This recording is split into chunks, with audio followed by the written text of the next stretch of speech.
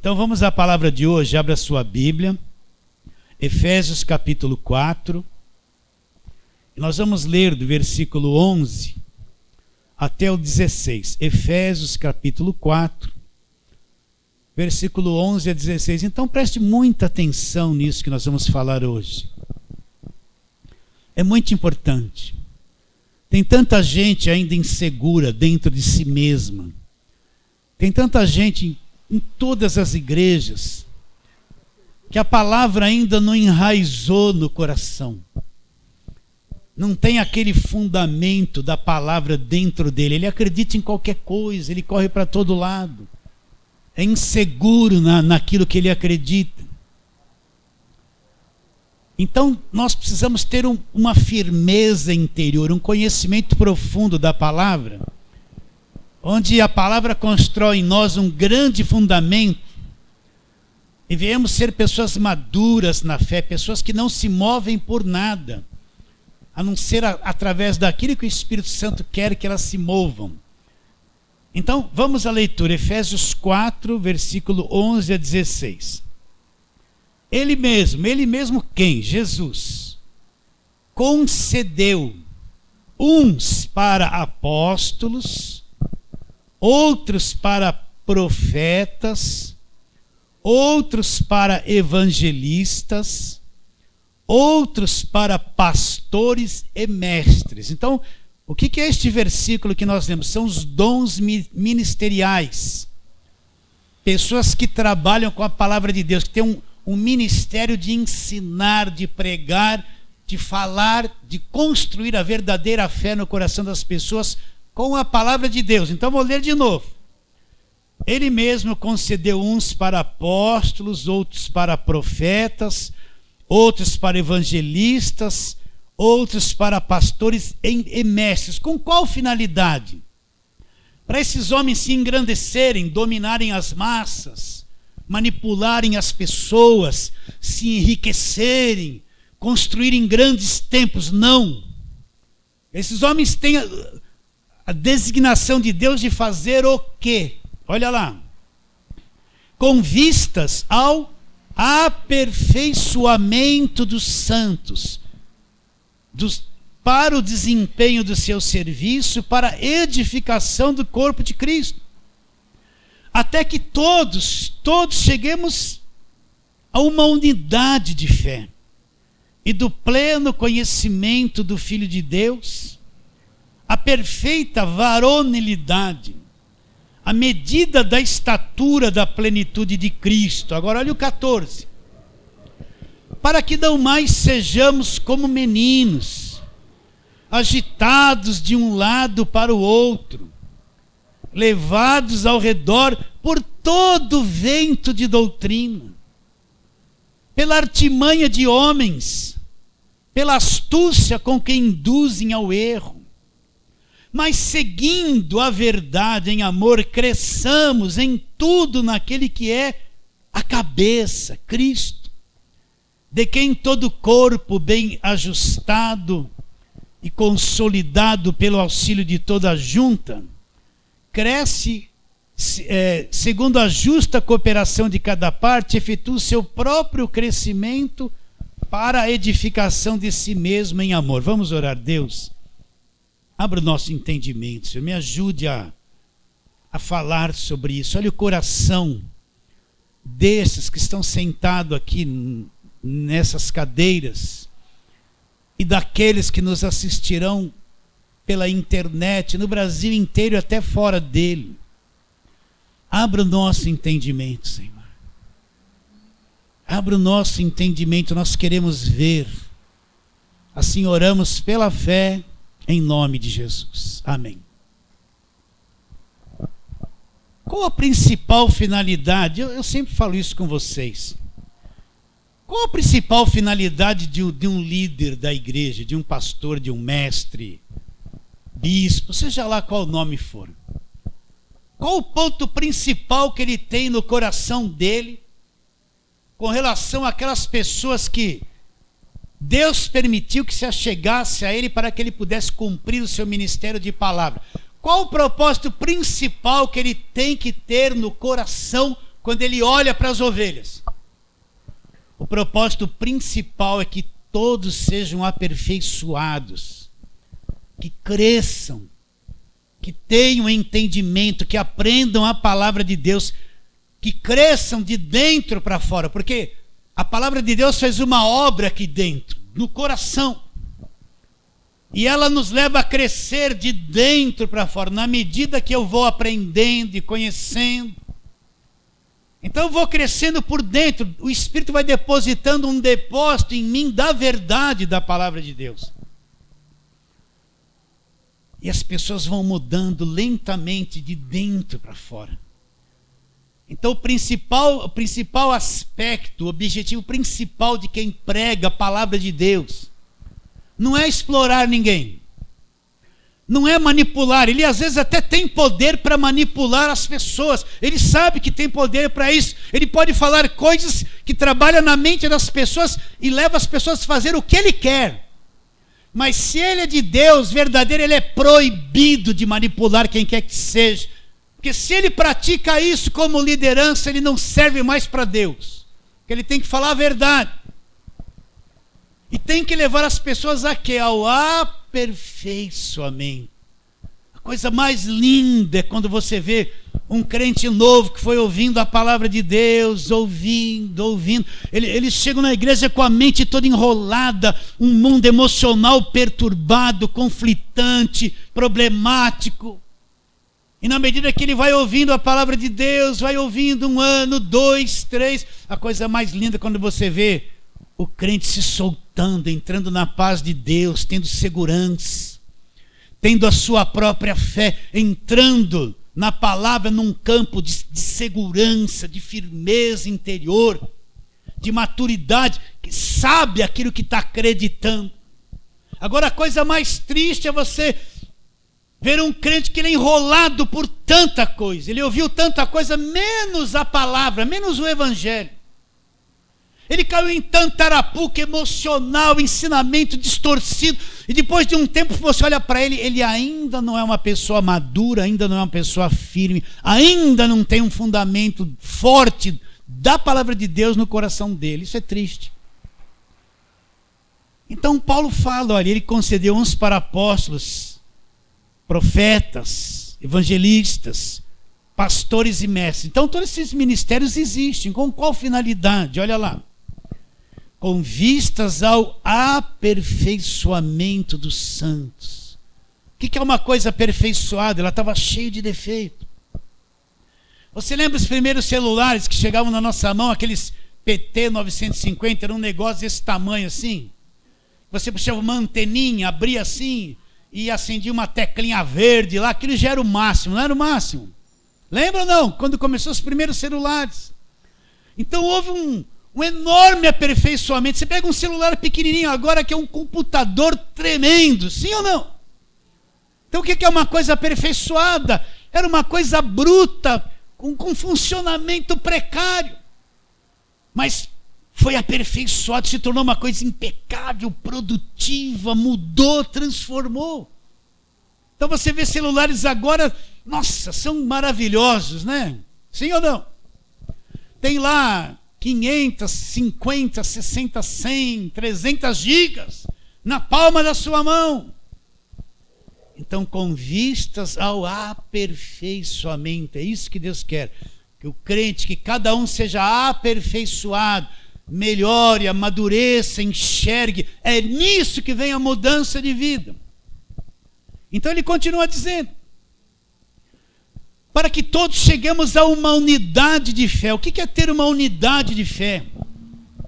Nós juntos passemos a ter uma mesma visão do Evangelho, um mesmo objetivo, uma fé única na mente de todos. Não porque você produziu uma doutrina e incutiu isso na cabeça das pessoas. Não, porque cada um, nessa fase de aperfeiçoamento, foi enxergando Cristo, até que todos chegamos a uma unidade de fé, onde creiamos de uma forma igual, numa mesma direção, no mesmo sentido, centralizando tudo na pessoa de Jesus Cristo. E depois, até que todos cheguemos a uma unidade de fé e de um pleno conhecimento do Filho de Deus, um conhecimento de Jesus Cristo, conhecimento pleno, conhecimento de Deus, do Filho de Deus, a perfeita varonilidade à medida da estatura da plenitude de Cristo. E depois ele diz, para que não mais sejamos como meninos agitados de um lado para outro, levados ao redor por todo vento de doutrina. Agora eu quero parar aqui. Olha, tem tantas pessoas entrando em contato comigo através do WhatsApp que a gente põe lá na gravação, lá na internet. E uma coisa caracteriza a maior parte delas: elas não têm fundamento, elas não sabem que acreditam. O que esse versículo diz? Meninos agitados de um lado para outro, levados ao redor por todo vento de doutrina. Essas pessoas, eu falo assim, elas sabem que eu estou falando com elas. Elas já passaram por diversos lugares. Elas já ouviram tanta coisa. O que é vento de doutrina? Aparece um lá, olha, tem um lenço santo aqui. Todo mundo corre atrás para pegar o lenço santo. Daqui a pouco aparece outro, olha a água do Rio Jordão, todo mundo corre atrás. Daqui a pouco a unção da prosperidade aqui, todo mundo corre ali. E vai sendo levado por todo o vento de doutrina, por tudo aquilo que as pessoas prometem. Vai para lá, não se firma aqui, corre ali. Isso traz uma destruição enorme no coração das pessoas. E a maior parte das pessoas que entram em contato comigo pedindo conselho, fazendo uma pergunta, eu não falo isso para elas, mas percebo. São pessoas agitadas, foram levados por todo o vento de doutrina. Por isso, deixa eu falar uma coisa para você. Deixa eu te orientar. A internet é uma coisa muito boa. Muito boa. Eu uso muito dela. Principalmente quando se trata das coisas do reino de Deus. Mas tem tanta gente na internet que só fala besteira. Que fala um monte de confusão. Quem é maduro pode ouvir o que ele fala, deixar de lado. Mas tem crente novo que vai ouvindo tudo. Eles mudam o nome para cá, mudam o nome para lá. Jesus não é mais Jesus, é Yeshua. Eles criam tanta coisa, Quem não é maduro na palavra é capaz de engolir tudo que eles falam. E ter essa fé, meninos agitados de um lado para o outro, levados ao redor por todo o vento de doutrina. O maduro pode ouvir tudo isso, limpar, deletar o que... E conhece o coração de quem está falando, porque ele é experimentado na palavra. Nós vamos ler isso. Mas isso traz uma destruição. Tem uma irmã que me liga lá da ponta do Brasil. Agora eu vou falar, ela vai ouvir, não vai ficar chateada comigo. Olha as perguntas. Pastor, está dizendo aqui em Apocalipse que o diabo e o inferno vai ser lançado no lago de fogo. Está escrito. Porventura o inferno é um espírito? Pelo amor de Deus. Vocês estão entendendo? Por quê? Fica ouvindo tudo quanto é coisa, não tem maturidade, é levado ao redor por todo o vento de doutrina, come qualquer comida que puseram na frente deles, qualquer coisa come. Meninos agitados. O que é um menino? Ele ainda não tem uma personalidade formada. Então ele corre para lá, ele brinca para cá, ele pega amizade com esse, ele vive correndo. Olha os meninos aqui na igreja, que eles acaba o culto, corre para lá, corre para cá. Menino agitado assim, é levado ao redor por todo o vento de doutrina, pela artimanha dos homens com que induzem ao erro. Imagine uma casa que tem uma criança de 5 anos. O pai e a mãe moram com os 2 avós. E tem lá mais 5 tias. Então uma criança de 5 anos no meio de uma meia dúzia de marmanjão. A avó fala assim, bebê, bebê, bebê. A criança, aí vem a mãe e desfala, bobobó, bobobó. Aí vem a tia, que é isso? Aí vem o pai, então a criança fica assim, ela não sabe em quem obedecer, o que fazer. Por quê? Porque ela ouve tanta coisa ao mesmo tempo, ela ouve tanta ordem de 6 pessoas, que ela fica assim, ó. Não fica? Fica ou não fica? No fim, a mãe fala uma coisa, a avó fala outra.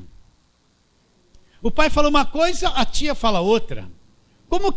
Que formação vai ter uma criança assim? Vai ficar assim. É a mesma coisa um crente sem direção. Um crente sem o ensino do evangelho. Ele ouve tudo e fica assim, ó. Agitado ao redor por todo vento de doutrina. Como vai ficar a personalidade de uma criança assim? Atrapalhado, que ela não tem um parâmetro só do pai, o parâmetro só da mãe. Todo mundo fala. Todo mundo fala. Pode ver uma criança criada com muita gente numa mesma casa, que todo mundo deu ordem. Quando ele for jovem, você vê que ainda ele não tem um traço de personalidade própria. Ele tem um monte de coisa na cabeça que falaram. Assim é o crente que não se enraiza, não estuda, não amadurece na palavra de Deus, no evangelho, não amadurece. Levados ao redor por todo o vento de doutrina. Pega uma planta. Eu já fiz isso. Pega uma plantinha, as irmãs que gostam de planta, eu também gosto. Aí você planta no vasinho. Quando ela está bonitinha, florindo, arranca ela e transplanta, põe outra. O que vai acontecer?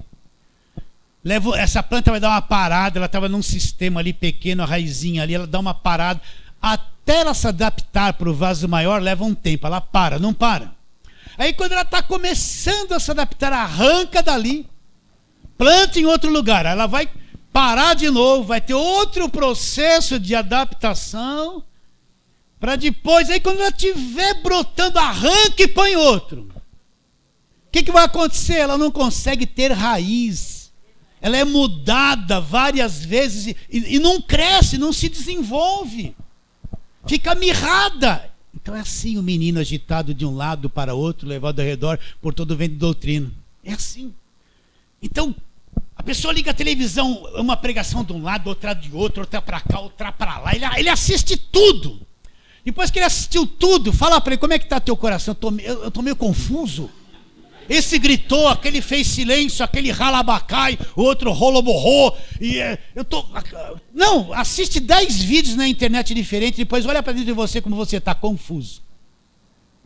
Está assim, a tua cabeça está assim. Aí vem, por quê? Por quê? Por quê? Por quê? Não entende nada. Levados ao redor por todo o vento de doutrina. Por isso, meus irmãos, toda liderança tem que pegar o povo e ensinar, trabalhar, o máximo que puder fazer para levar esse povo a uma fé única, fundamentada na palavra de Deus. Vamos para outros textos, vamos lá. Hebreus capítulo 5. Quem são os hebreus que o escritor escreveu esta carta? São judeus, presta atenção. São judeus que nasceram debaixo da lei, viveram na sinagoga desde crianças. E agora eles estavam ouvindo o evangelho e vindo para o evangelho. Só que a cultura deles, a religião nacional deles é o judaísmo, é a lei. E agora eles estão vindo para o evangelho, trazendo aquela herança da lei, fazendo a maior confusão. Então o escritor escreve esta carta aos hebreus, que eram judeus que viviam debaixo de lei, para ajudá-los no período de transição, para sair da lei e vir para a graça. Está bem claro isso na tua mente? Então, vamos lá, Hebreus capítulo 5, versículo 11. A este respeito, temos muitas coisas que dizer e difíceis de explicar, porquanto vos tendes tornado tardios em ouvir. Pois com efeito, quando devis ser mestres, atendendo ao tempo decorrido, tendes novamente necessidade de que alguém vos ensine, de novo, quais são os princípios elementares dos oráculos de Deus. E assim vos tornastes como necessitados de leite e não de alimento sólido. Presta atenção agora. Ora, todo aquele que se alimenta de leite é inexperiente na palavra da justiça, porque é criança. Mas o alimento sólido é para os adultos, para aqueles que pela prática têm as suas faculdades exercitadas, para discernir não somente o bem, mas também o mal. O que aconteceu com esses hebreus? Eles já tinham passado tanto tempo, eles já tinham ouvido o evangelho, passou tanto tempo, mas eles ficaram parados ali, travados naquela coisaiada da religião que eles traziam, não se desenvolveram em nada. O escritor fala, vocês já eram para ser mestres, estar ensinando, vocês pararam, estão travados aí. Vou ler de novo. Temos muitas coisas difíceis que dizer, de explicar, vos tendes tornado tardios em ouvir, com efeito, quando deviam ser mestres, atendendo o tempo decorrido. Tendes necessidade novamente de que alguém vos ensine de novo que os princípios elementares, eles não progrediram nada. O que tinha que fazer com eles? Começar tudo de novo desde o comecinho, como se eles estivessem começando a vida de fé agora. Por quê? Porque não progrediram, não se desenvolveram. O que Paulo fala? O evangelho é o poder de Deus para a salvação de todo aquele que crê. Romanos 1, 17 e 18, visto que a justiça de Deus se revela onde? No evangelho. E ele fala, de fé em fé, como está escrito, o justo viverá pela sua própria fé. Não pela fé dos outros, mas pela sua própria fé. Por que Paulo fala assim, de fé em fé, como se alguém estivesse subindo um degrau? É que tem que haver uma evolução. Tem que haver um crescimento, eu tenho que ir progredindo na fé. Às vezes a minha fé, no começo tem alcance de 2 passos, mas eu preciso um dia alcançar 5 passos, e alcançar 100 metros, e progredir na fé, de fé em fé, como está escrito, o justo vai viver como? Agora, o que não posso é ficar parado. Repare bem se você progrediu, olhe para dentro de você. Olhe para a tua mente, você progrediu. A tua visão hoje é uma visão renovada pelo evangelho e pela palavra de Deus, ou ainda você está com aquela cabecinha. Não fica bravo comigo, eu não estou bravo falando isso com vocês, tá bom? Às vezes parece que a gente está acusando, eu não quero acusar não. Você progrediu nesse tempo. Está enxergando coisas vivas do evangelho. Foi aperfeiçoado. Como está a tua mente? Se renovou? Já tem a mente de Cristo aqui, que é pensar como o evangelho mostra que temos que pensar? Então, tinha que pegar eles e começar de novo, do zerinho, porque o tempo passou, eles não progrediram em nada, ficaram estacionados, parados naquilo. Pois com efeito, quando deviam ser mestres, atendendo ao tempo decorrido, tendes necessidade de que alguém vos ensine de novo, olha lá, quais são os princípios elementares dos oráculos de Deus, e assim vos tornastes como necessitados de leite, e não de alimento sólido. Ora, todo que se alimenta de leite, olha lá, é inexperiente na palavra. De vez em quando algumas pessoas conversam comigo, perguntam, ligam para mim, eu falo isso direto. Às vezes a gente quer falar alguma coisa mais profunda, mas pela pergunta que a pessoa faz, por aquilo que você vê que está na mente dela, porque quando a pessoa liga para você e fala, ela expõe o coração e você pode medir o que ela está crendo. Aí você tem conselhos que eu poderia dar, eu acabo nem dando, porque não vai adiantar nada. Você vê que a mente da pessoa está tão lá no fundo, ela é tão inexperiente com a palavra, ela é tão criancinha. Aí, o que me admira, às vezes ela fala assim, já fazem 15 anos que eu estou na igreja. Quando fala 15 anos, olha quanto tempo, ainda ela não evoluiu nada. Eu poderia dizer, olha, é assim, mas vai fazer até mal se eu falar certas coisas, porque ainda dentro delas é inexperiente com a palavra da verdade, é leitinho, ainda tem que começar do zerinho, começar tudo de novo, com maior paciência, como se ela estivesse encontrando Jesus agora. Então ele diz,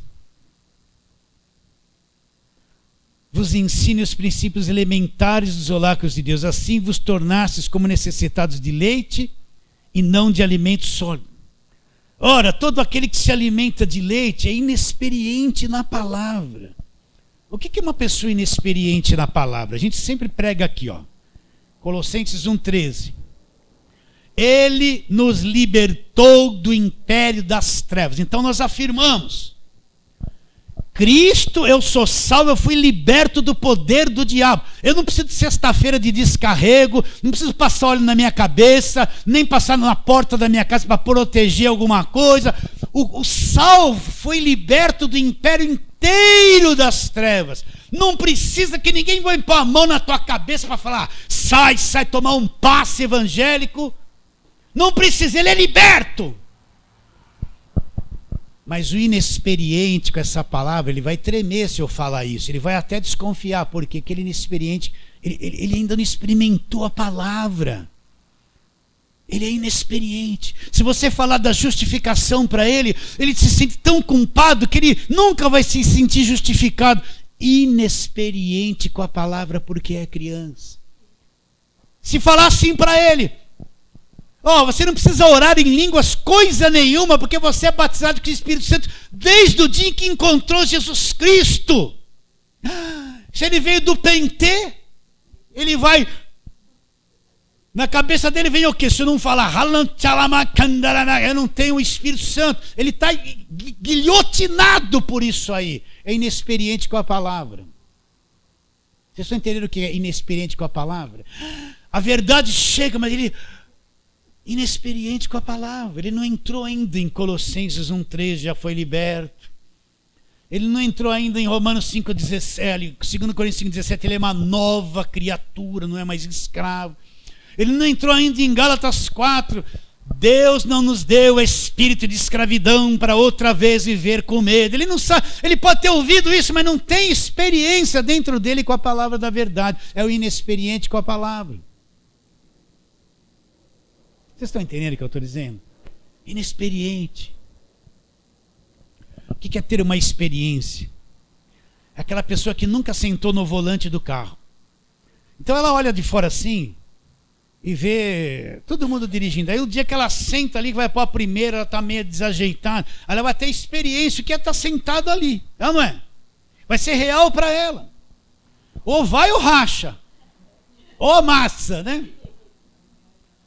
A experiência com a palavra é o dia que aquilo se torna vivo dentro de mim, abre o meu entendimento. Eu entro naquilo e vejo que aquilo é verdade, sempre foi verdade, eu não sabia.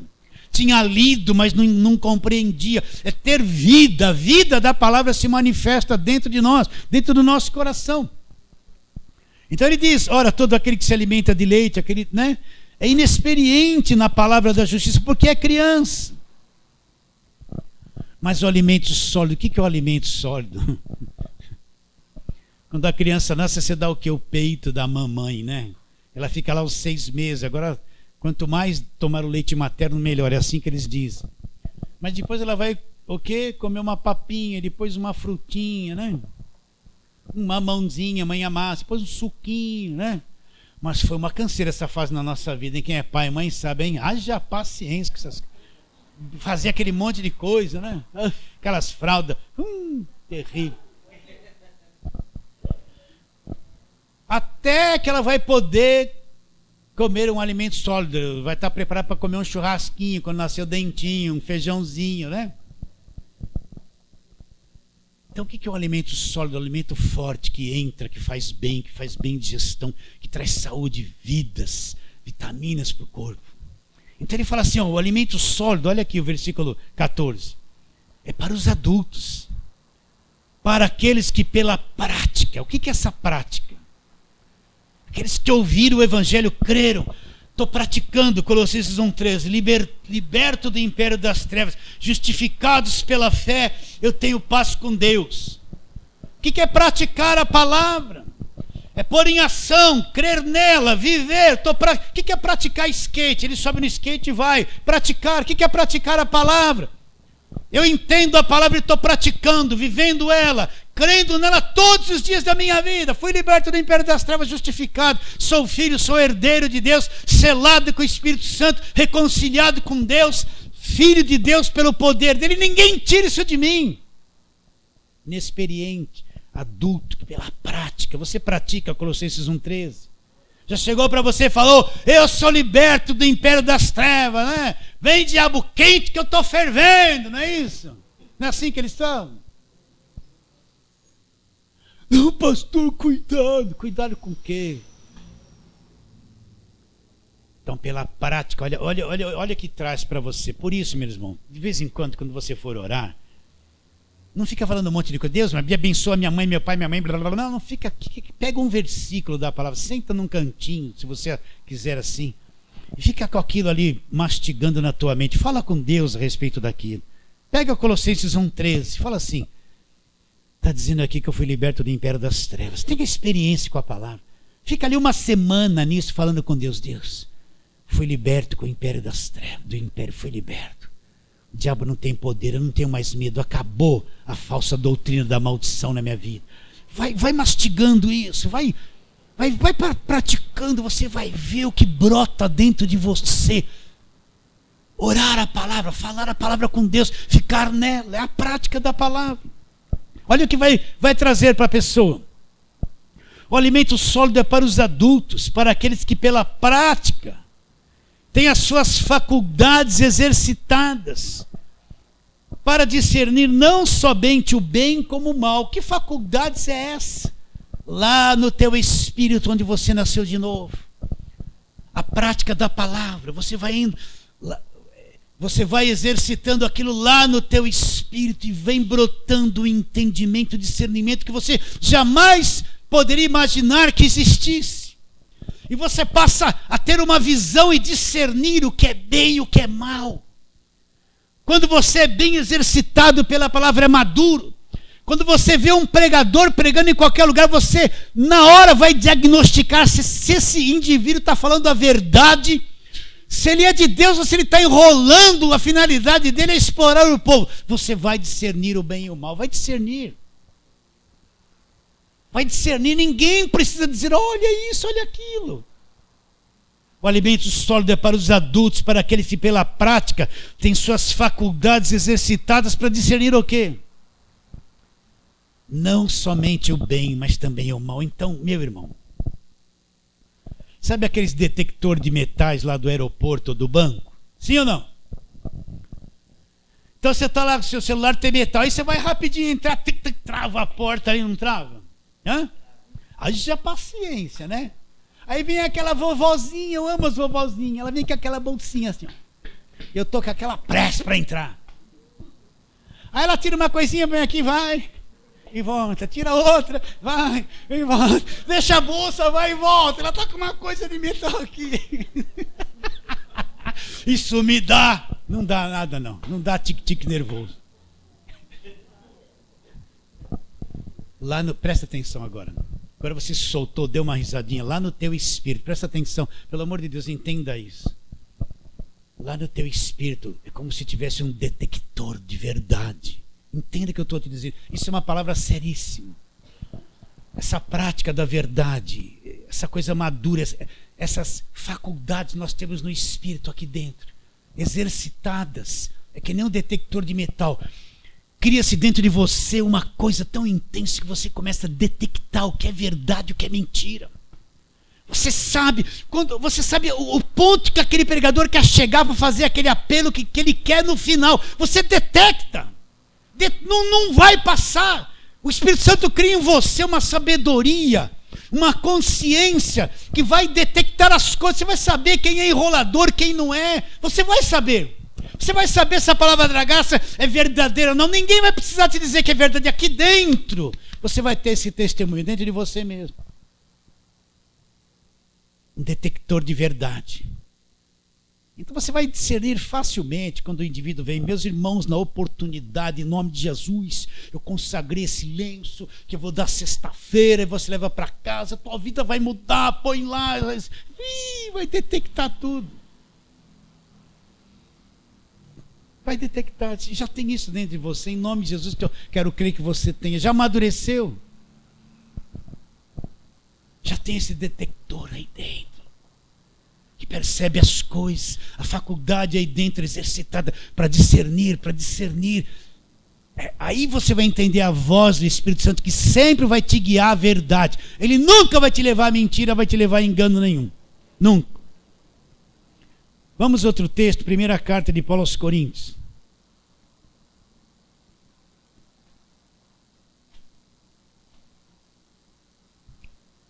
Capítulo de número 3.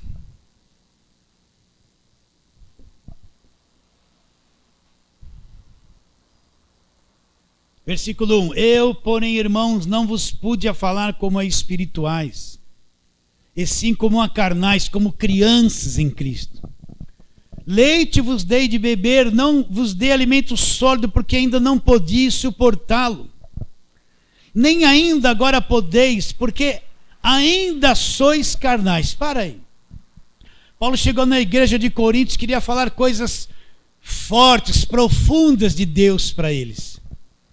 Mas quando chegou lá, começou a conversar com eles, viu que eles eram tudo... O que é um crente carnal? Na mentalidade, a gente pensa que crente carnal é assim, ó.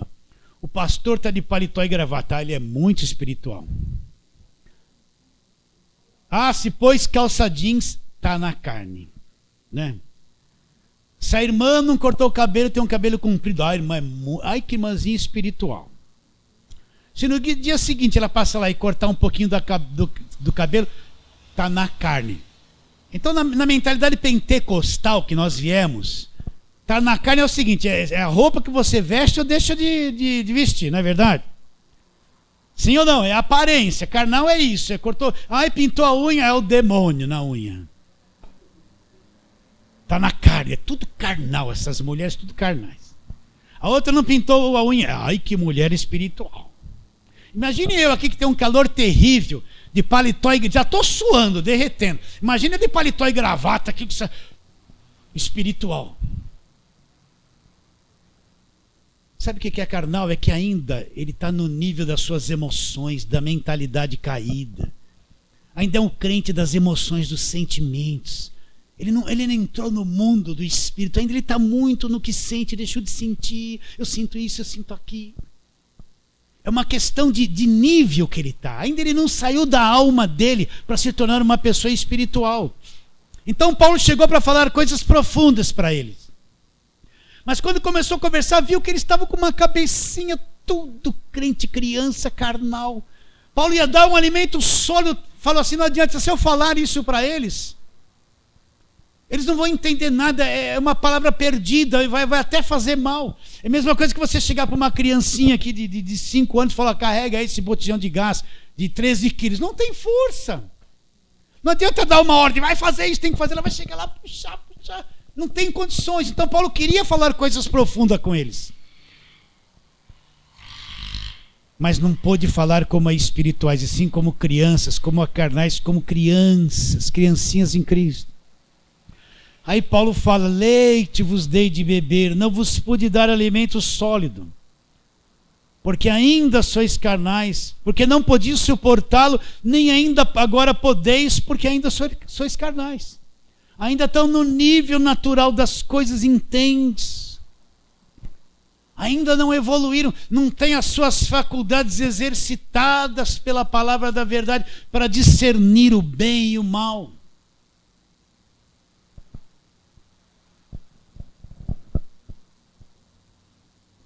Nós estamos em Coríntios, vamos lá para o capítulo 13, 1 Coríntios 13.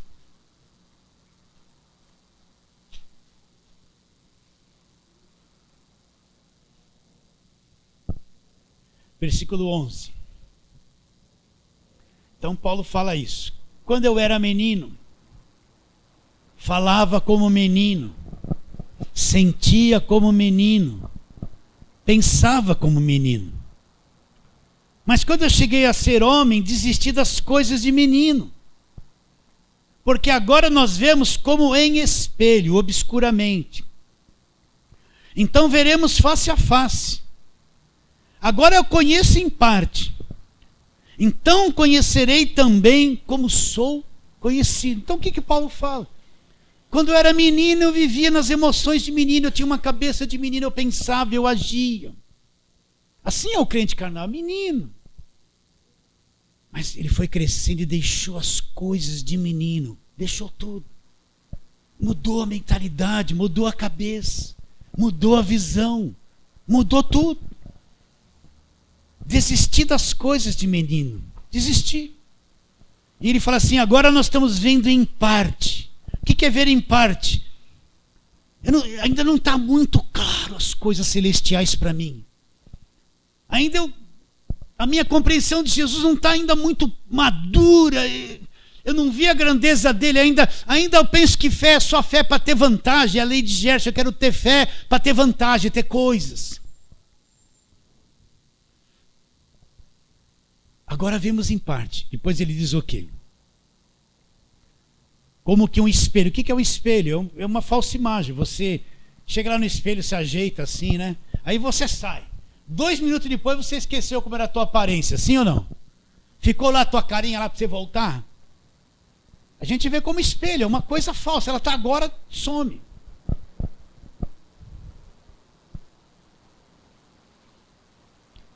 Porque agora vemos como em espelho obscuramente, então veremos face a face. Agora conheço em parte, então eu conhecerei como também sou conhecido. Então precisamos crescer, meus irmãos. O evangelho não é isso que está vindo na mídia. A maior parte, eu preciso falar isso todo dia para vocês. A maior parte desses programas de televisão não pregam o evangelho. Eles só pregam o Velho Testamento e quer vender livro e briga entre eles. E campanha do lenço, campanha das coisas. A maior parte do que vem pela mídia grande da televisão não prega o evangelho. Não prega. Não prega. O indivíduo vem lá, fala do gado, do isso, e conta aquilo, porque é isso, aí não fala nada do evangelho. O outro vem lá, que você vai prosperar, onde você tocar vai prosperar, aonde você tocar a mão, tudo vai dar certo. Não sai disso, não é o evangelho isso. Não é o evangelho isso aí. Eles não falam nada da condenação eterna, do que Cristo fez na cruz, da morte eterna. Eles não falam nada da vida eterna. O negócio é terreno e principalmente voltado para o Velho Testamento.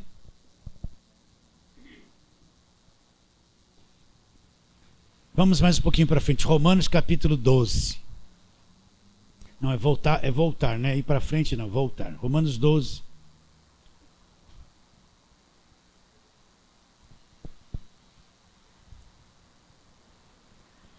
E vem o conselho de Paulo, Romanos 12, 1 e 2. Rogo-vos, pois, irmãos, pelas misericórdias de Deus, que apresenteis o vosso corpo por sacrifício vivo, santo e agradável a Deus.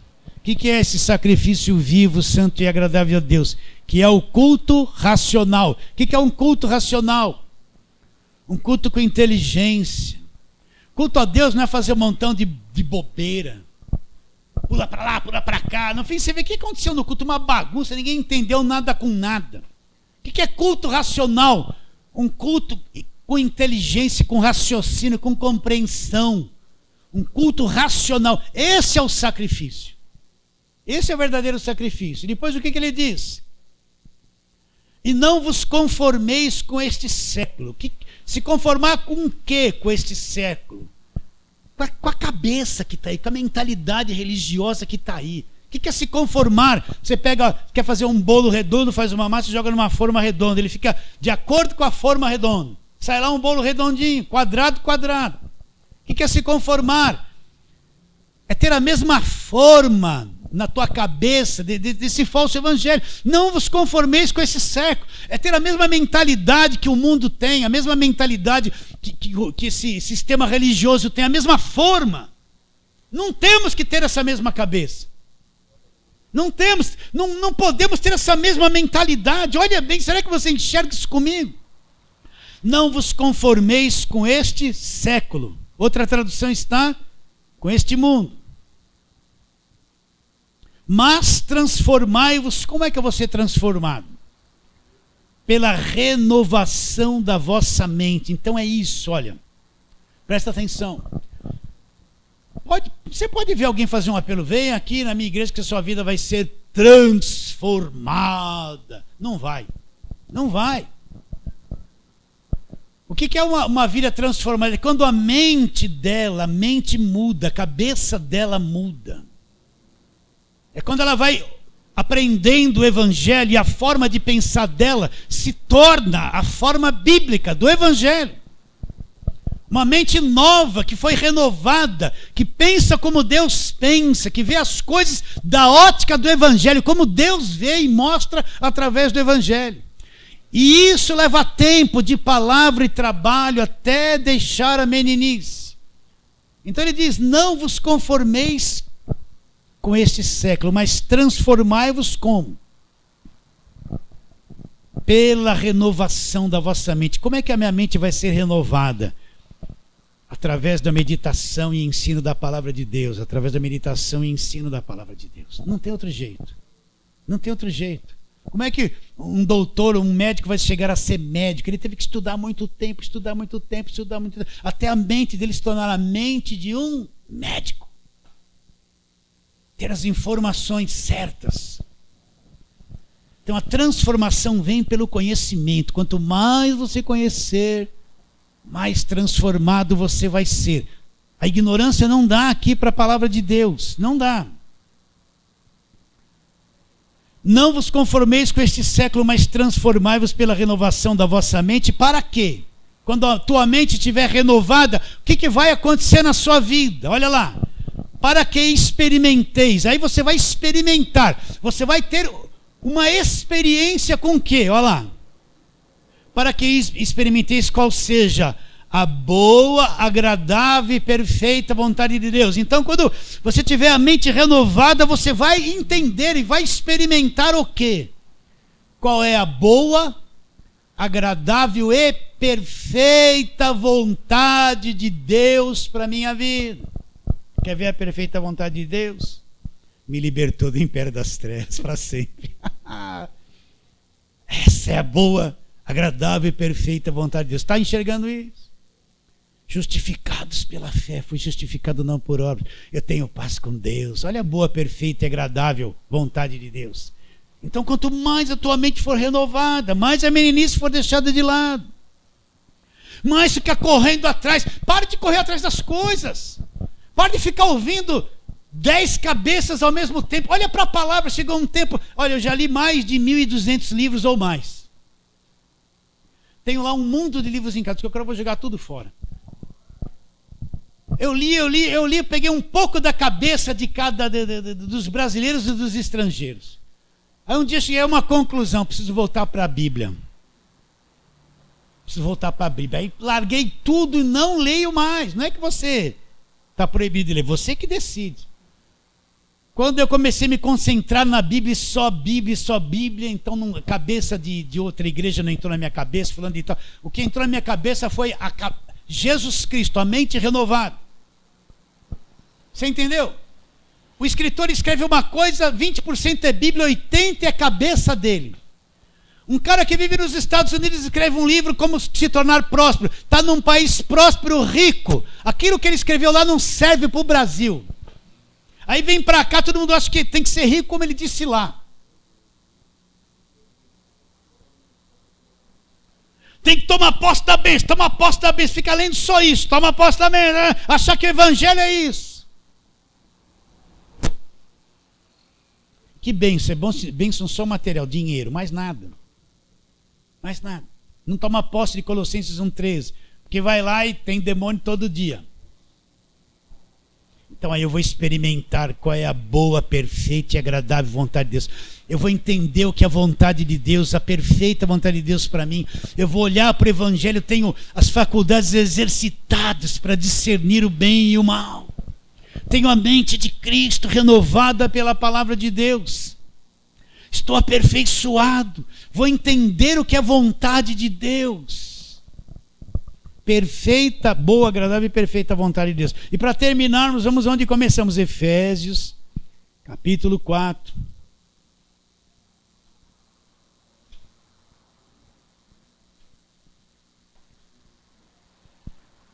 Versículo 11, Efésios 4:11. Ele mesmo, Deus, Jesus, concedeu uns para apóstolos, outros para profetas, outros para evangelistas, outros para pastores e mestres. Para quê? Para esses homens se tornarem super-homens, se enriquecerem, construir grandes templos, manipular todo mundo, explorar as pessoas, fazer todo mundo trabalhar de graça dentro da igreja, ficar 24 horas enfiado lá como obreiro, se matando lá dentro. É para isso? Não. Isso é o sistema. Com vistas ao aperfeiçoamento dos santos. O que Deus quer? O que o pai quer de um filho pequeno? Que ele cresça, evolua, amadureça, se torne um homem de bem. Isso está no coração do ser humano. O que Deus quer de cada crente? Que todos cresçamos, nos aperfeiçoemos, amadureçamos, sejamos homens e mulheres de fé, na verdade do Evangelho. Esse é o anseio de Deus. É isso que Deus quer para cada um de nós. A gente não vai ficar só na nossa vidinha. Eu quero ser feliz, eu quero ser feliz. Quero ser feliz, Deus, eu quero ser feliz. Ai, eu quero ser feliz, né? Quero ser feliz, Senhor. Você quer ser feliz? Seu cachorro vai sorrir latindo para você? Hã? Quem que cantou uma frase assim? Roberto Carlos, né?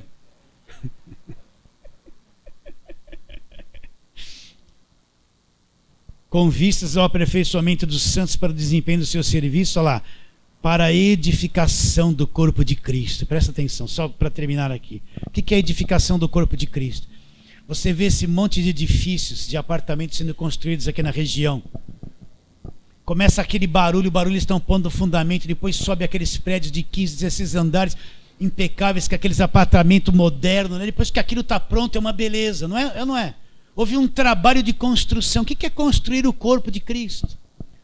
É que cada um vá crescendo, se ajuntando no Espírito, formando todas as partes de um grande edifício. Todo mundo ligado na mesma fé, na mesma coragem, enxergando Jesus Cristo. A construção do corpo de Cristo, que é a igreja, que não tem nada de denominação, nada de nome, nada de nada. É a igreja verdadeira. Até que todos chegamos a uma unidade de fé e de um pleno conhecimento de Deus, a varonilidade na medida da estatura de Cristo, e não mais sejamos como crianças, meninos agitados de um lado para o outro, levados ao redor por todo o vento de doutrina, pela artimanha dos homens, pela astúcia com que induzem ao erro. Mas segundo a verdade, cresçamos em tudo naquele que é a cabeça. Então, ligado a Cristo, eu vou crescer em tudo. Ele é o cabeça. Ele é o cabeça. De quem todo o corpo bem ajustado, consolidado pelo auxílio de toda a junta, segundo a justa cooperação de cada parte, efetua o seu próprio crescimento para a edificação de si mesmo em amor. Então, meus irmãos queridos, vamos evoluir, vamos crescer, meus irmãos. Tenha esse desejo no coração. Às vezes esse desejo não é muito latente dentro de nós, mas tenhamos esse desejo no coração desse aperfeiçoamento. Precisamos uns dos outros. Não seja aquele irmão solitário que só pensa em si. Nós somos um corpo. Precisamos estar juntos, meditando na palavra, estudando. Eu sou um garçom, eu sou o garçom. A minha função é trazer a comida para você comer. Nada mais que isso. Eu não mando na sua vida, eu não sou dono de você. Não quero te controlar, muito menos te explorar. A minha função é te servir o alimento limpo, o arroz com feijão da palavra de Deus. Então, vamos crescer, que esse desejo cresça cada vez mais no seu coração. Fala assim, amém.